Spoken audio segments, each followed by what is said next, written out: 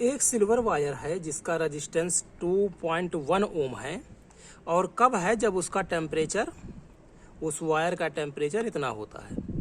उसका रेजिस्टेंस कुछ और हो जाता है, कब हो जाता है, जब उस वायर में टेम्परेचर कुछ और हो जाता है।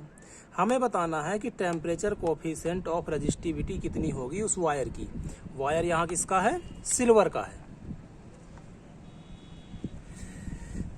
ओम्स लॉ पढ़ा है हमने, तो ये वो कंडीशन है जिसमें ओम्स लॉ फॉलो नहीं करता है।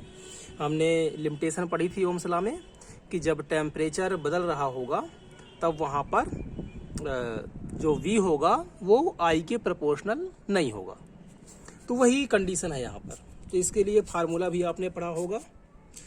क्या है फार्मूला, तो R equal to R0 alpha into del T. यहाँ पर T टाइम नहीं है, टेम्परेचर है।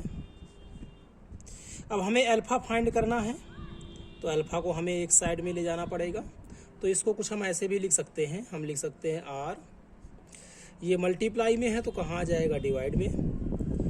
तो इधर बचेगा 1 plus alpha into del T.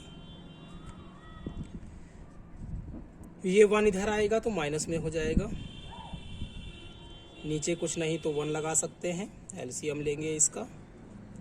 तो 1 का R में R, R0 का इसमें R0, 1 हमने इधर ले लिया था, इधर बचा हमारा अल्फा इंटू डेल टी, जिसमें हमें अल्फा फाइंड करना है। तो अल्फा को हम एक साइड में लिख देते हैं और डेल टी को हम डिनोमिनेटर में पहुंचा देते हैं। तो ये रहा हमारा फार्मूला अल्फा फाइंड करने का।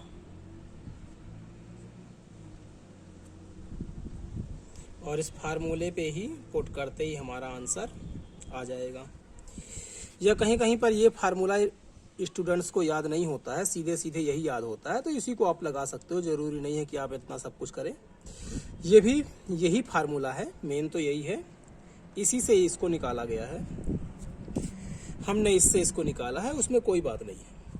तो ये रहा फार्मूला आपका अल्फा फाइंड करने का। अब यहाँ पर सीधे हम वैल्यू रखेंगे। तो R0 कितना है, R0 मीन्स इस डिग्री पर कितना रेजिस्टेंस। तो R0 पर हो गया 2.1 माइनस R कितना है, तो 2.7 है। पहले इतना था रेजिस्टेंस, बाद में इतना हो गया। पहले कितना था वो लिखना है, तो यहाँ पर 2.1 ही आएगा, into del T. Del T होता क्या है, तो डेल टी होता है T2 माइनस T1, यही होता है चेंज ऑफ टेम्परेचर, कितना टेम्परेचर में चेंज हो गया। माइनस करेंगे वैल्यू को, 27, 21, 0.6 आएगा, नीचे 2.1 है। T2 कितना है, तो 100 डिग्री है। T1 कितना है, तो 27.5 डिग्री है। पहले इतना था, बाद में इतना हो गया।